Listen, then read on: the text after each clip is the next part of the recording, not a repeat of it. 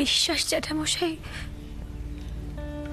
কাল বাড়িতে এসে বলেছেন আমাদের খাবারের লাইসেন্স বাতিল হয়ে যেতে পারে, কারণ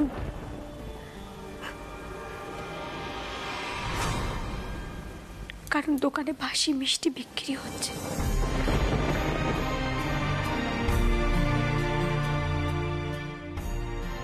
দাদু 3টে দোকানে। আচ্ছা দাদু,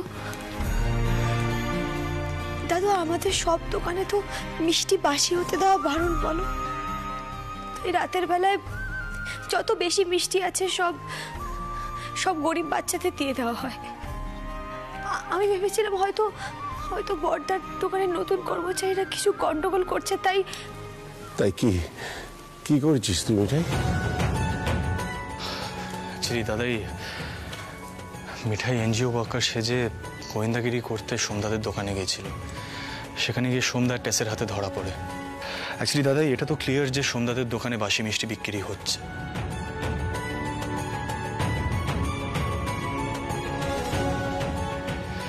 কিন্তু বাড়ির বড়বাবু যখন সেটা জানতে পারেন তখন ধৈর্য হারিয়ে ফেলে সোমদাকে বলেন পুরো ব্যবসাটা আলাদা করে নিতে।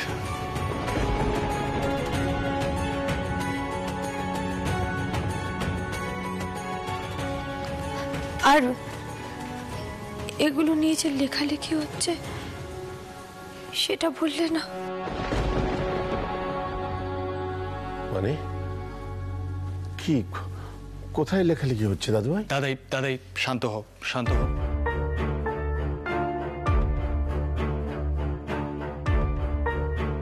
কিছু না, সোশ্যাল মিডিয়াতে লেখালেখি হচ্ছে যে অ্যাপারেন্টলি সিদ্ধেশ্বর মোদক গ্রুপ নাকি বাসি মিষ্টি বিক্রি করছে, আর সেই বাসি মিষ্টি বিক্রি করে নাকি সিদ্ধেশ্বর মোদক গ্রুপ বেশি প্রফিট করছে, লোকজনের শরীর খারাপ হচ্ছে।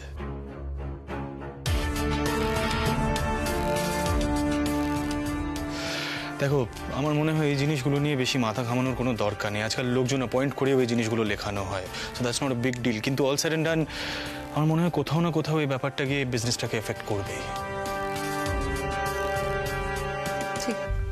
ঠিক এই কারণটার জন্যই কিন্তু বর্দা অতটা চটে গিয়েছিলেন। গিন্নি, এখন সব দোকানের বদনাম হয়ে যাবে, সব দোকানের বিক্রি কমে যাবে। মিঠাই কি করি বলতো এখন? হ্যাঁ, আমাদের তো মিষ্টির গুণমানই সব ছিল। সোমেটা কি করলো, কি করে করলো? কোথায় সে? ডাক সোমকে। বাবা, সোম তো বাড়িতে নেই। মানে তোষা কাল রাতেই সোমকে নিয়ে রেবতীর বাড়ি চলে গেছে। হ্যাঁ গো মা, কি সব কাগজপত্র তৈরি করবে ব্যবসা আলাদা করার। তোষা বোধহয় আমাদের ব্যবসাটা আর এক থাকতে দেবে না। বাবা, এবার বোধহয় ব্যবসাটা সত্যি ভাগ হয়ে যাবে। আচ্ছা বাবা, তুমি বলতে না যে সোম আমাদের ব্যবসার অনেক কিছু দেখাশোনা করতো? এইসবে বাড়িতে শান্তির জন্য সস্থান করে এলাম। ওই জন্য গুরুদেব বারবার বলছিলেন মানুষের মন না পাল্টালে শান্তি আসে না। তো ওটা যে সোমকে কি বোঝাচ্ছে কে জানে। দাদাই, বলছিলাম তুমি একবার সন্ধ্যার সাথে কথা বলবে, ওকে ফোন করবো? না দাদু ভাই, এখন কথা বলে আর কোনো লাভ নেই। একদিন না একদিন এটা ঘটতই, সেটাই ঘটে গেল। এখন এই পরিস্থিতির সঙ্গে সকলকে মানিয়ে নিতে হবে। সমরেশের দিক থেকে সমরেশ ঠিক, সোমের কোনো দোকানে কোনো অব্যবস্থা হলে আমাদের বাকি দোকানগুলোতেও তার প্রভাব পড়বে।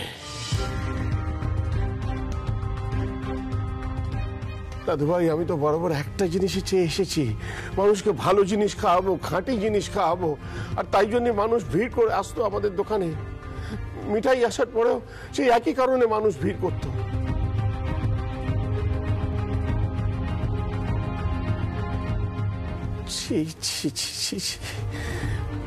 আচ্ছা, তোষা না হয় পরের বাড়ির মেয়ে, সোম তো আমার নাতি, ও এই কাজ করলো কি করে?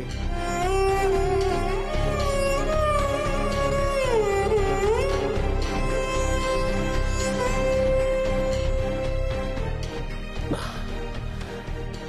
আমি আর কারোর সঙ্গে কথা বলবো না। আমি নিজে আজ সব কটা দোকানে যাব, কারখানাতেও যাব। গিন্নি, তোমরা যদি গঙ্গায় ফুল বিসর্জন দিতে চাও তো চলো। বাবা, বাবা কথাটা শোনো তুমি। দাদু ভাই, উনি ভেতরে ভেতরে খুব ভেঙে পড়েছেন। ব্যবসাটা ওনার প্রাণ দাদু ভাই।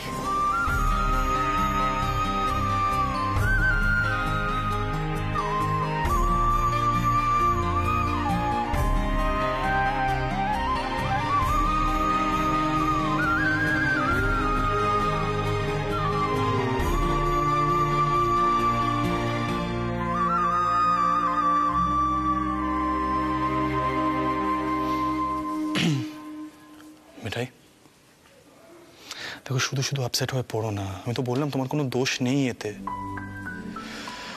দেখো এটা তো জানা কথা যে দাদাই নিউজটা পেয়ে ভেঙে পড়বে। আচ্ছা ঠিক আছে, তুমি এক কাজ করো, তুমি দাদাই পছন্দ মতন কিছু একটা রান্না করে দাও, তাতে আই গেস দাদাই মুড ঠিক হয়ে যাবে। I am sure. বড়বাবু সকাল থেকে নিচে নামেননি জানো?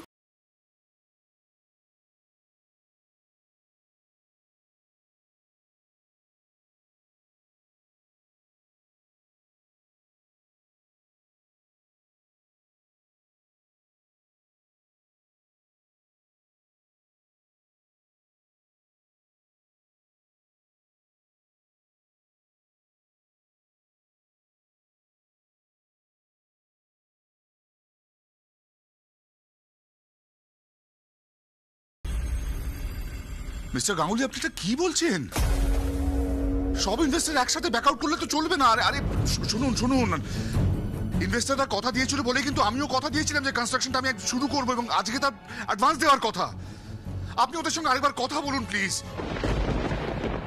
মিস্টার গাঙ্গুলি, সোশ্যাল মিডিয়া কি বেরিয়েছে না বেরিয়েছে সবটা তো সত্যি হতে পারে।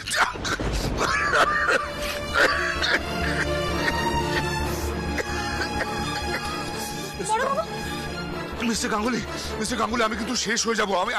আপনি আরেকবার আপনি এখানে বসুন, একটু এখানে বসুন। নিপা দিদি শিগগির একবার বড়বাবুর ঘরে এসো। কি হয়েছে বড়বাবু? বুকে ব্যথা করছে।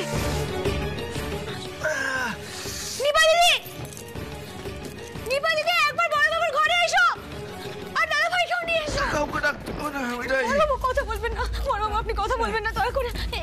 এখানে একটু মাথাটা এলিয়ে দিন বড়বাবু, একটু মাথাটা এলিয়ে দিন এখানে। আপনি এখন অত কথা বলবেন না বড়বাবু, একটু মাথা।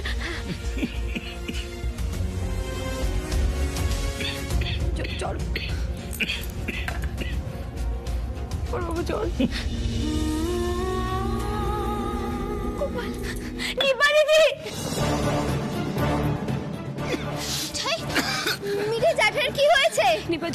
নিপা দিদি বড়বাবু ফোনে কথা বলতে বলতে হঠাৎ করে কাশছিলেন, তারপর বুকে ব্যথা করছে। বড়বাবুর বুকে ব্যথা করছে। নিপা দিদি তোমার দাদা ভাইকে একবার বলো না ডাক্তারবাবুকে ফোন করতে।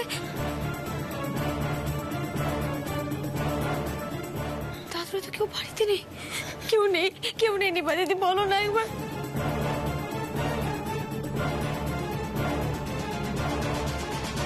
জ্যাঠাই, ও জ্যাঠাই, তোমার কি খুব কষ্ট হচ্ছে? জ্যাঠাই, মিঠাই আমি এক কাজ করি বুঝলে, আমি বরং জিজুকে ফোন করি, তাড়াতাড়ি শ্রিয়া দিদিয়াকে নিয়ে চলে আসতে পারবে। কাউকে ফোন করতে হবে না নিপা। এখানে কথা বলবো। কাউকে ফোন করিস না, আজকে শ্রিয়ার কি একটা খেলাও আছে। কথা বলবেন না, একটু শান্ত হন। আমি আসছি। নিপা দিদি তুমি থাকো, আমি আসছি। জ্যাঠাই, ও জ্যাঠাই খুব কষ্ট হচ্ছে। হ্যালো, হ্যাঁ ডক্টর আঙ্কেল, আমি সিদ্ধার্থ বলছি। হ্যাঁ বলছি আপনি একটু বাড়িতে আসতে পারবেন? না দাদের কিছু হয়নি, অ্যাকচুয়ালি ওনার বড় ছেলের একটু শরীর খারাপ হয়েছে, মানে চেস্ট পেন হয়েছে, সাথে সাথে is feeling out of breath also. Okay okay sure, thank you. এটাই ডক্টর আঙ্কেল বললেন দাদাইয়ের ওষুধের থেকে একটা ওষুধ নিয়ে বড়বাবুর জিভের তলায় রাখতে। ওকে, আমি নিয়ে আসছি ওষুধ। আস্তে জ্যাঠাই। বড়বাবু খুব কষ্ট হচ্ছে না? ডাক্তার জ্যাঠাই বলে দিয়েছে কি ওষুধ দিতে হবে। আপনার ছেলে আসছে।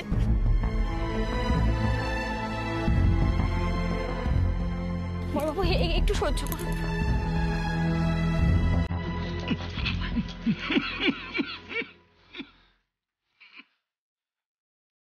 ডক্টর আঙ্কেলের সাথে কথা হয়েছে, এখান থেকে একটা ট্যাবলেট জিভের তলায় রাখতে হবে, ব্যথা কমে যাবে।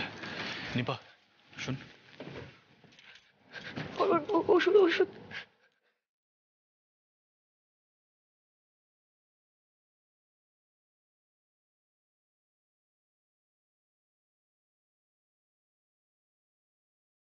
স্ত্রীকে জানিয়েছিস? জানিয়েছি। তোর আজ ওই চেস টুর্নামেন্টের সেমিফাইনাল না? সে যাই হোক দাদা ভাই, কিন্তু ওকে এখন না জানালে পরে ওই বলতো যে ওকে জানানো হয়নি। আর তাছাড়া ওর খেলা তো 3টে থেকে। জ্যাঠাই জ্যাঠাই, তোমার কি এখনো ব্যথা করছে? নিপা, আমি এই জন্য দাদাইকে এতবার করে বলি বাড়িতে যেন রেগুলারলি সবার চেক আপ করানো হয়। কেউ কোনো কথা শোনে না। এরকম হুটহাট করে এক্সাইটেড হয়ে চেঁচামেচি করলে তো বুকে ব্যথা হবেই, জানা কথা সেটা। নিপা বলছি, আমি রুমে আছি, দেরি করে অফিসে যাব, তুই রাজবিদাদের একবার জানিয়ে দে। হ্যাঁ, তাড়াতাড়ি আসছে বললো।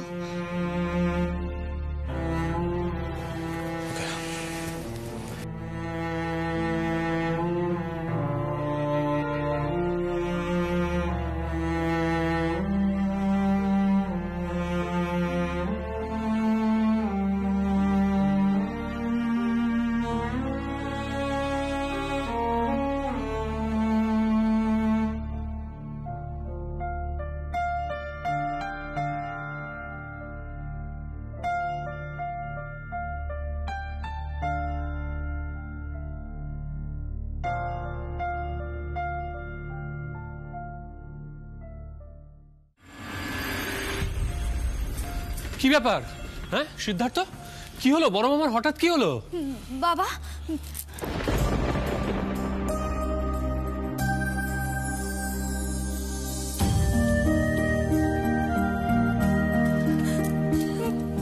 বাবা কি হয়েছে বাবা? খুব খুব কষ্ট হচ্ছে।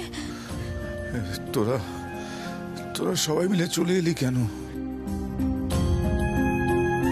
আমি নিপাকে বারণ করেছিলাম তোদেরকে এভাবে ডেকে আনতে। তোর তো খেলাও আছে আজকে। আমি এখন ভালো আছি রে, অনেকটাই সুস্থ। ছাড়ো তো খেলা, হঠাৎ তোমার বুকে ব্যথাটা কেন হলো বলো তো? এরকম তো আগে কখনো হয়নি বাবা। তুমি অবশ্য বড্ড অনিয়ম করো। শোনো, আমি বলে দিচ্ছি এখন থেকে আর এত কাজ করবে না তুমি। দেখো মেয়েটাকে দেখো, পাগলি মেয়ে কোথাকার। ওরে, অর্ধেক কাজ তো মিঠাই করে দেয়। আমাদের তো সত্যি বলতে কাজ অনেক কমে গেছে, কারখানাতেও তো যেতে হয় না।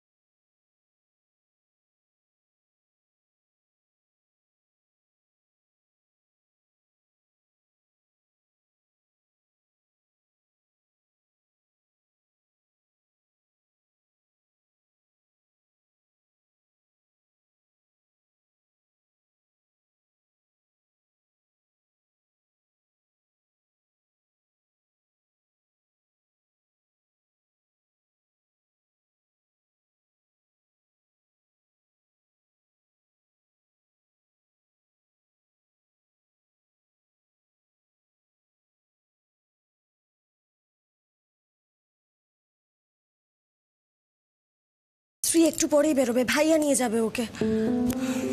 মনে হচ্ছে জানো তো, ভয় পাওয়ার আর কোনো কারণ নেই। চিন্তা করিস না আর। যেমন দাদাই তেমন তার ছেলেরা, হেলথ নিয়ে তো কেউ কনসিয়াসই না। এতবার করে বলেছি রেগুলার চেক আপ করাতে, কেউ আমার কথাই শোনে না। এ বাড়িতে তো কাউকে কিছু বলাই যায় না। আর ভালো লাগে না জানো তো। এরপর দাদি থামিয়ে এসে জিনিসগুলো সামলাতে পারবে।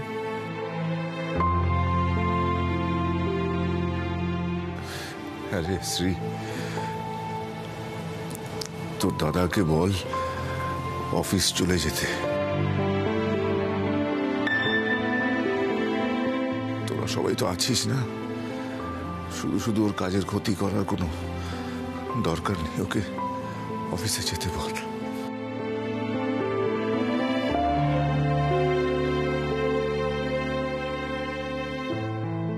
Thank you রাজুদা। দাদা ভাই শ্রী, আঙ্কেল কেমন আছেন? আচ্ছা, এখন একটু বেটার। দাদা ভাই, বাবা বললো তুই অফিসে চলে যা। এখানে দাঁড়িয়ে শুধু শুধু রাগারাগি করবি, তাতে বাবা উত্তেজিত হয়ে পড়বে, কোনো দরকার নেই। বেটার তুই অফিস চলে যা।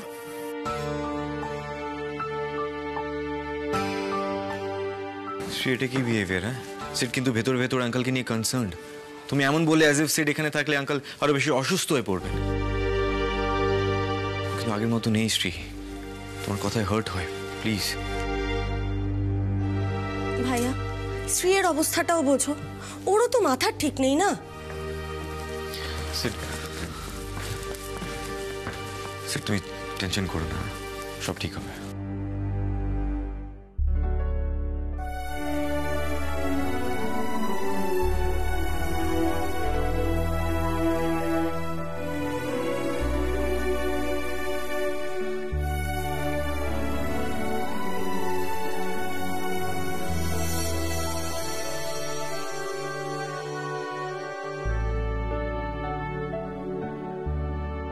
শোনো, বলছি কি কি হচ্ছে জানিয়ে দেবে সকলে। ডাক্তার জ্যাঠামশাই কি বললেন না বললেন?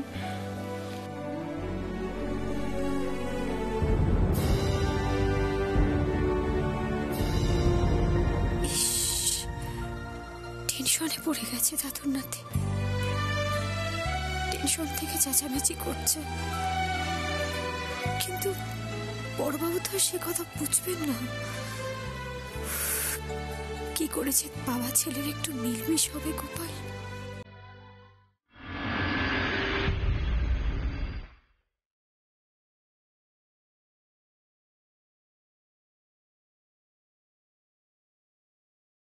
দাদা ভাই, বাবা বললো তুই অফিসে চলে যা। এখানে দাঁড়িয়ে শুধু শুধু রাগারাগি করবি, তাতে বাবা উত্তেজিত হয়ে পড়বে, কোনো দরকার নেই। বেটা তুই অফিস চলে যা।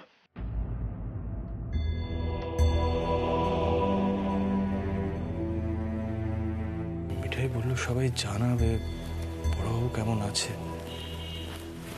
কেউ এখনো ফোন করলো না। একবার ফোন করে দেখবো ডক্টর আঙ্কেল এলো কি না।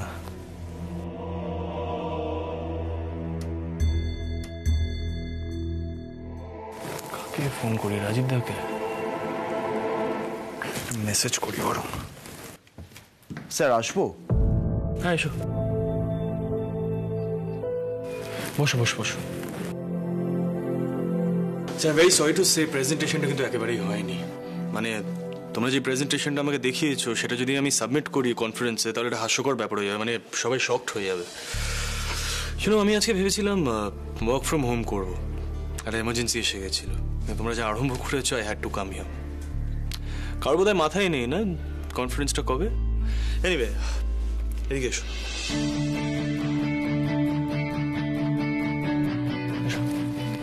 আচ্ছা, আমি একটা স্যাম্পল তৈরি করেছি, ভালো করে এটা রেফার করবে, ওকে?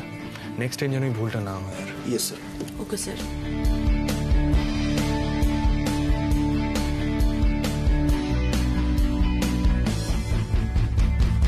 সিদ্ধার্থ, ব্যস্ত আছো? একটা খুব জরুরি কথা ছিল তোমার সঙ্গে। আচ্ছা, সিদ্ধেশ্বর মোদক গ্রুপ তো তোমাদের ফ্যামিলির। আসলে আমরা মুখের কথার উপর বিশ্বাস করে মোদক গ্রুপের একটা কাজ নিয়েছিলাম। সমরেশ মোদক তো তোমার বাবা মিস্টার ঘোষ বলেছিলেন। উনি আমাদের সঙ্গে যোগাযোগ করেছিলেন মিষ্টি হাবের একটা বিল্ডিং কনস্ট্রাকশনের ব্যাপারে, আর কাউকে উনি জানাতেও বারণ করেন। অ্যাকচুয়ালি আমাদের ফ্যামিলি বিজনেস সম্পর্কে আমার কোনো আইডিয়া নেই স্যার, আমি কোনো ইন্টারেস্ট রাখি না। না না সিদ্ধার্থ, সে হতেই পারে, কিন্তু বিষয়টা তোমাকেই দেখতে হবে। মোদক গ্রুপ একটা মিষ্টি হাব তৈরি করছে, আর তার বিল্ডিং কনস্ট্রাকশনের কাজ আজ থেকেই শুরু হওয়ার কথা ছিল। সে অনুযায়ী সমস্ত কন্ট্রাক্টরদের আসতে বলা হয়েছে, আজকে অ্যাডভান্স পেমেন্ট করার কথা। কিন্তু আজই উনি ফোনে জানালেন যে ওনার আর একটু সময় লাগবে, ওনার নাকি শরীর ভালো নেই। দেখো সিদ্ধার্থ, শরীরের বিষয়টা আমি বুঝতে পারছি, কিন্তু তুমি তো জানো যে কোম্পানির একটা পলিসি আছে। খুব মুখ ছুট হচ্ছে পিসিজির। কবে কাজটা শুরু হবে, আদৌ বিল্ডিংটা হবে কিনা, এই বিষয়ে যদি তুমি ডিটেলসে জানাতে পারতে। বুঝতেই পারছো আমাকেও কারো কাছে জবাবদিহি করতে হয়। স্যার, অনেস্টলি স্পিকিং আমার এই বিষয়ে কোনো আইডিয়া নেই, তবে আপনি যদি বলেন আমি একবার আমার ঠাকুরদার সাথে কথা বলতে পারি, মানে সিদ্ধেশ্বর মোদকের সাথে। বাস স্যার, আমাকে একটু সময় দিন, আমি আপনাকে সবটাই জানাবো। তোমার মেসেজ এসছে বোধহয়, দেখো তো।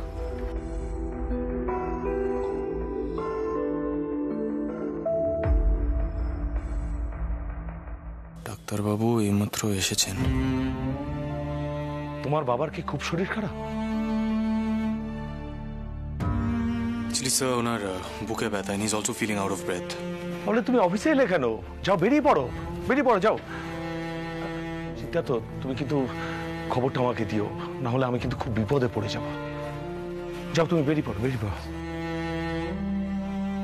স্যার, আমরা তাহলে এখন আসি?